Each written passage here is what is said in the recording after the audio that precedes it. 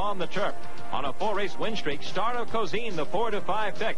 But Val Dubois, the gray on the rail, the number 4 horse, is going to challenge. They approach the quarter pole. Cesar Maggio, Portaferio.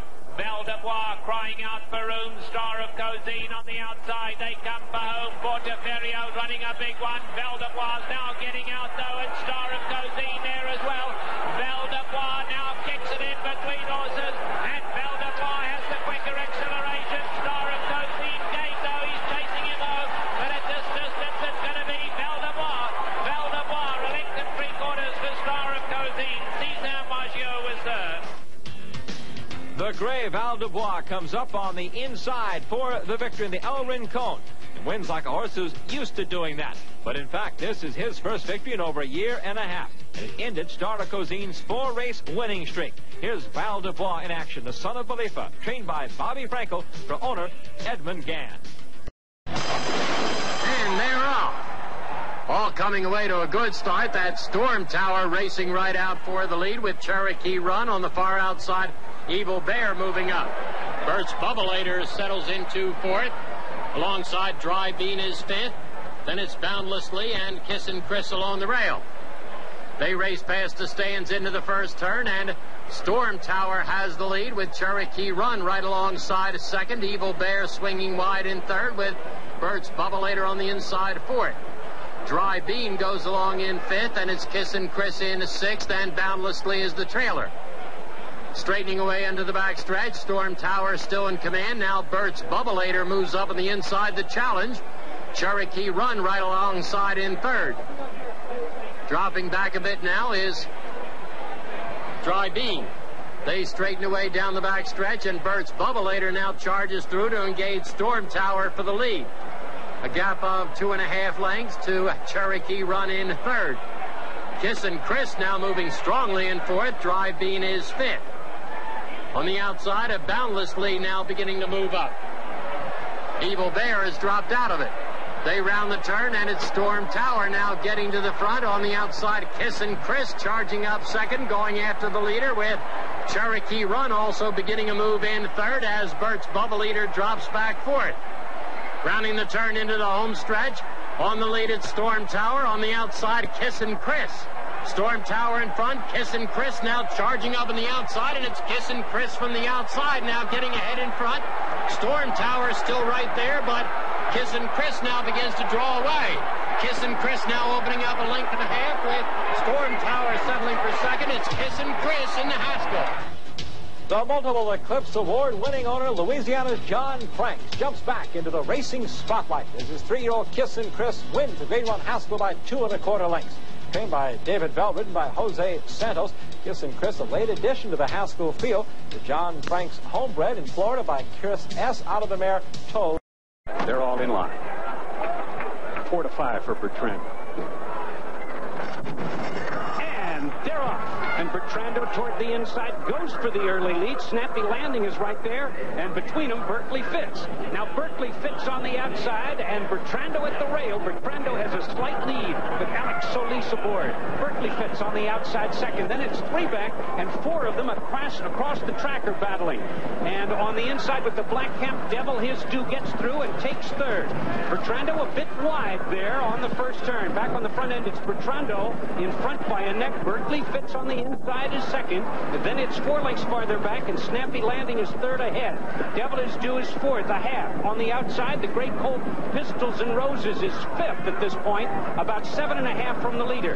Valley Crossing, the Bud Longshot is next in the blue cap, then 2 back to Scoodan, and Stall Wars is the trailer.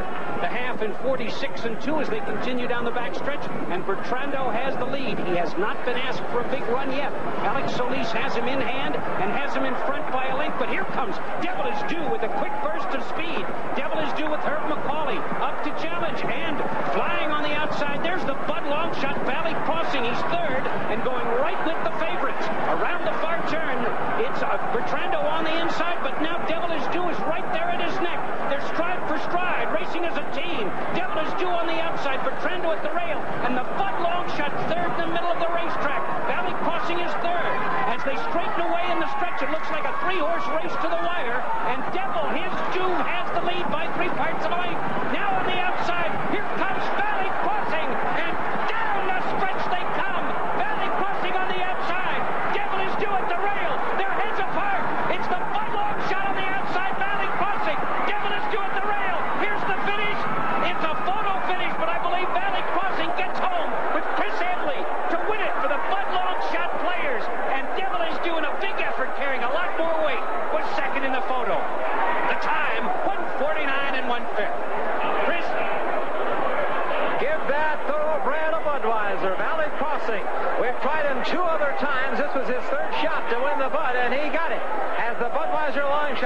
jockey just held off America's #1 ranked thoroughbred, Bob.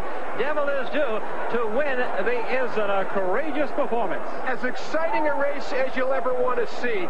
Devil Is Due gave up the ghost to Valley Crossing in deep stretch, but watch the old guy come back on the inside and make it a very, very close finish. But we think on the outside, the Bud Long Shot, Valley Crossing at 6-1 is the winner of a thrilling Island Handicap here at Monmouth Park. We'll be back. What a race, Chris.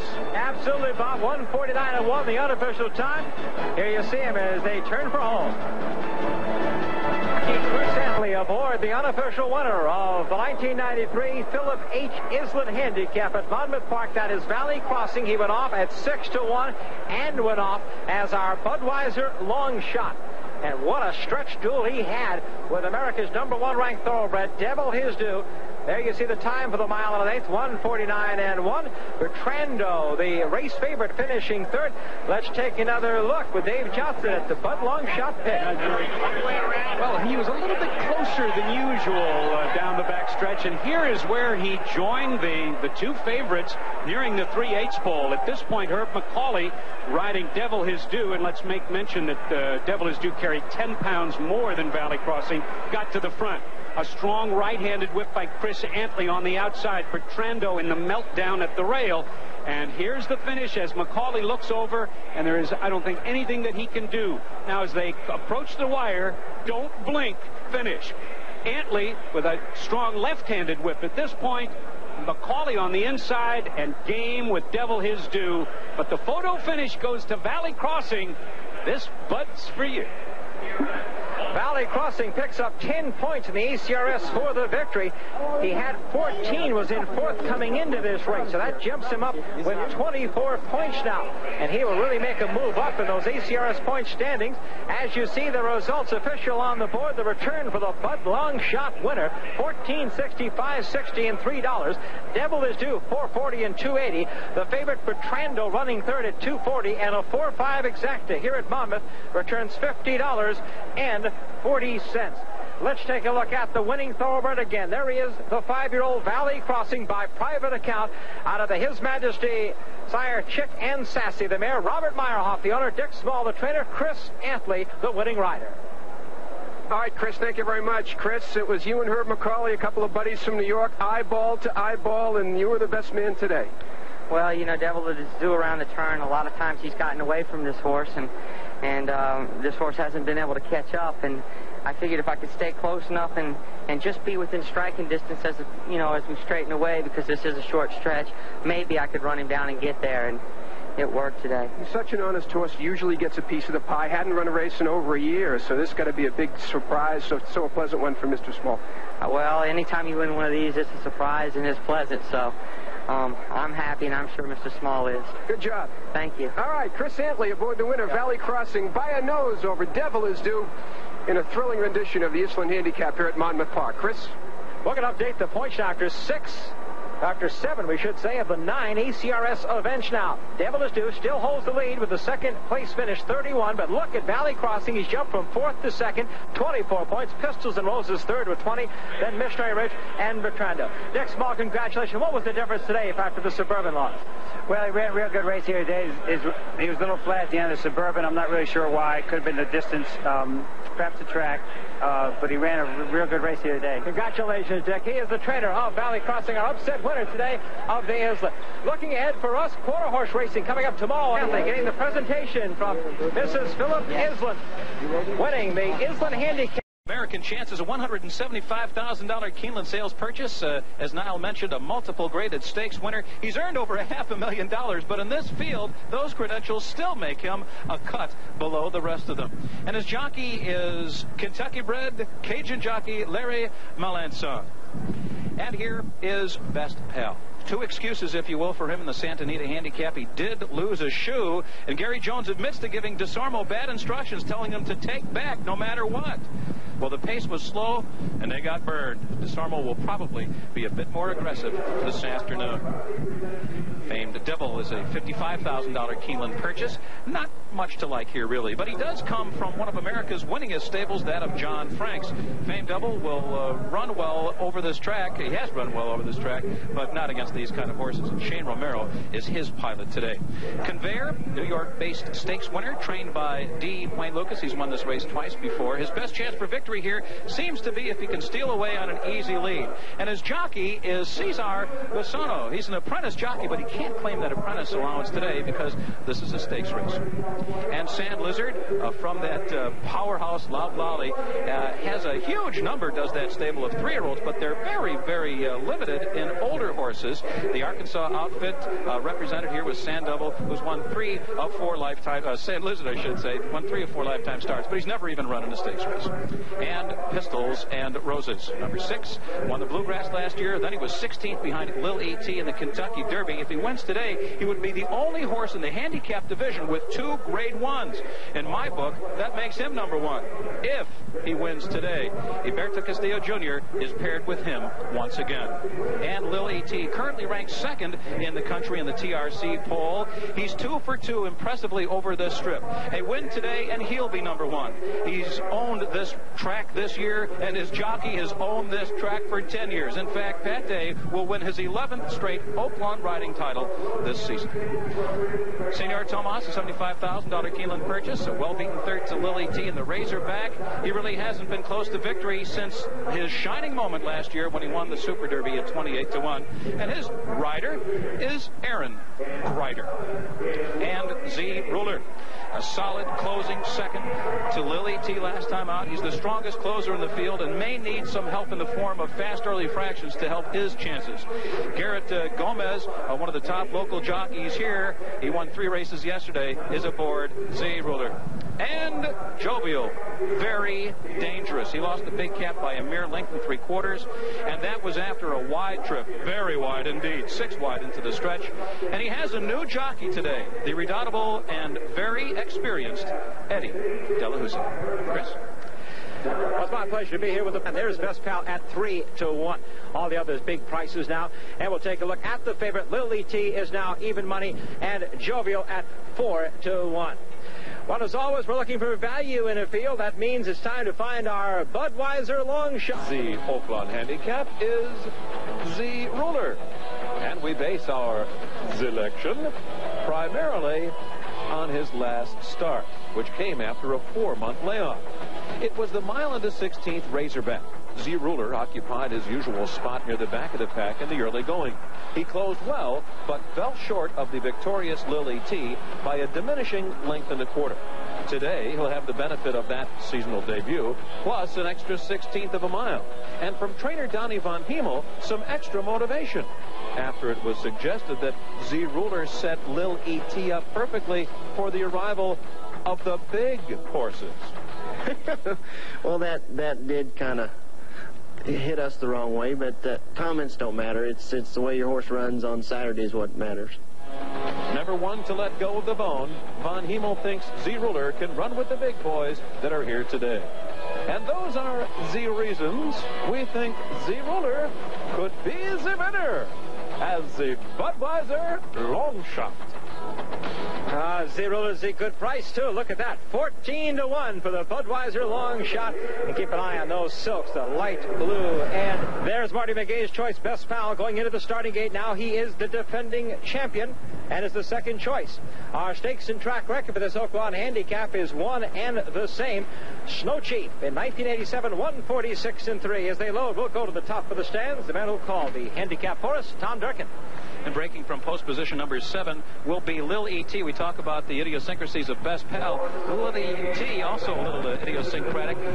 Pat Day needs to get this horse to relax. Lil E.T. is a very fiery competitor, and to get him to relax, he's literally probably going to take him away from the other horses, have him travel on the outside instead of being in and among them with horses all around him for him to be so competitive with. That's how he'll try to get him to relax in the early going. So we might see everybody trying to get to the outside here. Best Pal prefers it out there. Lil E.T. prefers it out there, and Jovial is going to get underway in the late middle stages of the race. Actually, will also probably be on the outside, starting from there in post position number 10. Jovial's in line, or just about at least. Eddie De La Husa guiding Jovial, being coaxed into the starting gate here. The early speed could be provided by Conveyor, who's got a good deal of early lick when he wants it, Fame Devil.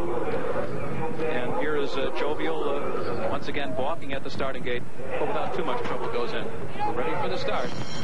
And they are off. Best Pal, and he broke alertly toward the inside. Lily T was also out well. Conveyor's in between them. Lily T has found himself on the early lead, but Conveyor will run with him toward the inside. Now he pokes ahead in front. Senor Tomas just off the lead on the outside, running third. Pistols and Roses is up close. Sand Lizard is there toward the inside. Farther back, it's American Chance, who's now running 6 toward the inside. And Best Pal is now 7th. He's running off the rail about 9 lengths from the early lead. And then it's Z-Ruler near the back of the pack, along with Fame Devil toward the inside. Jovial is the early trailer. 23-1 for the opening quarter, and the field makes their way on the backstretch, and Conveyor is indeed loose on the lead by a length and a half. And Pat Day has his Derby winner, Lily T, running along under a tight hold in second position on the inside. It's Sand Lizard racing third. Pistols and Roses is now moving toward Lily T on the outside. Then there's a gap of almost 5 lengths to Senor Tomas on the outside, and American Chance toward the rail. Then Fame Devil, and Best Pal is way out in the middle of the racetrack, and he's way behind. A huge margin to make up with less than a half mile to run.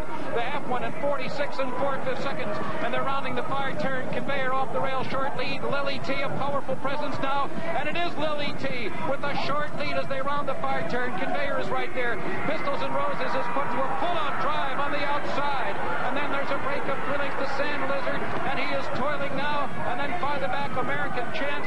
Best Pal is well behind as they turn for home with Lily T in front with 3/16 of a mile to run.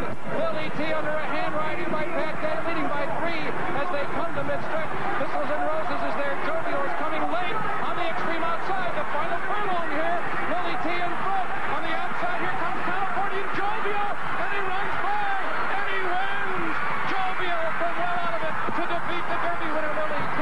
Best Pal ran it extraordinarily well in the final quarter to get up to be third. The final time, 1 minute 48 and 3/5 seconds. The California shipper, and they weren't sure he was going to come to this race. Jovial, owned and trained by Bruce Jackson, also John Swift in the ownership, ridden brilliantly by Eddie Delahousse, who wins his second Oakland Handicap. There is Bruce Jackson, his hair flying, the open collar, the blue shirt, and Bruce, well, you can pick him out because of the smile on his face there. What a great effort by this young trainer who cut his teeth in the quarter horse business. Winner of the San Pasqual. Now let's take a look as they turn for home in the Oakland Handicap, and it looked like Cal Partey's dream was going to come true. He's always wanted to win this Oakland Handicap. You can't even see Joe, but now there he is in the yellow cap and the green silks. The left-handed up with Eddie Delahousse. Now he goes to the hand ride and moves past the Kentucky Derby winner, and Jovial upsets the field and wins the Oakland Handicap under Eddie Delahousse. When we return, we'll have another look at this surprise in the Oakland Handicap. Jovial has won it as he hits the wire right in front of Lil E.T. Unofficial results of the Oakland Handicap. Jovial upsetting the field, 148 and 3. Lil E.T. runs second, and Best Pal third. Tom Durkin's going to take a closer look at the race for us. Tom? Well, you will see at the very back of your picture highlighted our Best Pal, and the final horse in your shot is the eventual winner, Jovial. Those two were at least a dozen lengths off the lead with a half mile to run. Turning for home, Lil E.T. on top, and way back there you will see Jovial. He's on the far outside, still about 10 lengths from the front with 3/16 to go. Don't fault Pat Day for a bad ride here. The half went in 46 and 4. That's not particularly quick today. Horses earlier on the card were running opening quarters in 21 and 1. Pat Day sensing that he's on a bit of a leg-weary horse here, getting into him, and Jovial coming from well off the pace, guided by Eddie Delahousse right down the center of the track, runs by. Don't forget there is a weight differential here. Lil E.T. carried 123. Jovial carried 6 pounds less. The final margin was about 2 lengths. Chris? Jovial in the winner's circle. Pat Day is with me a little before he'd like to be. And Pat, let's talk about Lil E.T. And you said he kind of flashed back to, I remember him in the Jim Beam when he had a lesson to learn before winning last year's Kentucky Derby. Well, yeah, Chris, he went to the gate nice and kind and relaxed, and went into the race pretty kind. I tucked in behind the conveyor around the first turn. Now here we are coming to 3/8 pole. He just took me to him. You know, he took me the lead in hand, much like he did in the Razorback last week or 2 weeks ago. We crept into the 3/16 pole, and when I got my stick over my left hand and called on him, he just got to goofing. I mean, he got his head up, and very similar to what he done in the Jim Beam last year, but this horse went a little quicker than they did down there, and we wasn't able to hold him off. I felt like he had more if he'd just kept putting forth, but he kind of cheated on me maybe just a little bit the last part. Some work still to do for Pat Day and Lynn Whiting, as Lil E.T. just beaten here today on his home track, losing the Rincon Handicap to Jovial. We'll be back with more of our coverage right after this. It was official, and Jovial returned 980, 380, and 320 to show. Lil E.T. returning $3 and $2.60, and Best Pal was third, returning $3.60 to show. And the exacta here in Hot Springs 10 and 7 returned $25.80. Let's look at how the rest of them fared. Sand Lizard ran pretty well, actually, for as long a price as he was, finishing fourth. Pistols and Roses kind of weakened in the stretch. Z-Roller closed, but only to be sixth. Then Conveyor, who was the early leader, and rounding out the field, famed Double American Chance and Senor Tomas. Smiling Fate. John, you have a number of horses with Bruce. How'd you get him involved with Jovial as an owner, besides being the trainer? Well, Bruce knows a good horse when he sees one, and he's always been thrilled about Jovial, as I was when I first saw him. So when he had the opportunity, he stepped in. Well, you've stepped in now among the tops of the handicap ranks, and Bruce Jackson to you. This is the horse you almost gave up on at one point. Oh, I gave up on him. I was trying to get rid of him, and I'm glad now that I've had the chance to prove that what I thought all along, that he was a very good horse. Why would you give up on him? What was happening? Just things weren't just going right, and all of a sudden he turned it around. Have something to do with the trainer? Blind luck, I think. Well, let's take a look at not only as a trainer, but let's look at Bruce as a fan. We're going to take a look as Jovial comes up on the outside of Little E.T. John, your thoughts now as you saw him turning for home here? Oh, I was a little nervous, but, you know, then he just started to kick, and I know he has a great finish, and it was just, you know, I could tell when he was halfway there that he was going strong, and, you know, I wasn't quite sure whether he was going to catch up with Lil E.T., but it was exciting when he did. Well, he's out of the picture until just right now. There you see the yellow cap, the green silks coming as he moves past Lil E.T. and Bruce Jackson. Not the trainer here. Bruce Jackson was the fan. And Bruce, we had you isolated as you stood at the steps here at Oakland, just near the finish line. And let's take a look at Bruce as watching. And here he's trying to get Jovial home. Come on, boy. Come on, Jovial. Did you think he was going to make it? I didn't like where it was early, but Eddie's kind of good at making you get nervous in these kind of races. And there's about as much emotion as you're going to get from this quiet former quarter horse trainer, Bruce Jackson. John Swift, Sonia, congratulations. Jovial wins the 1993 Oakland Handicap. We'll be right back.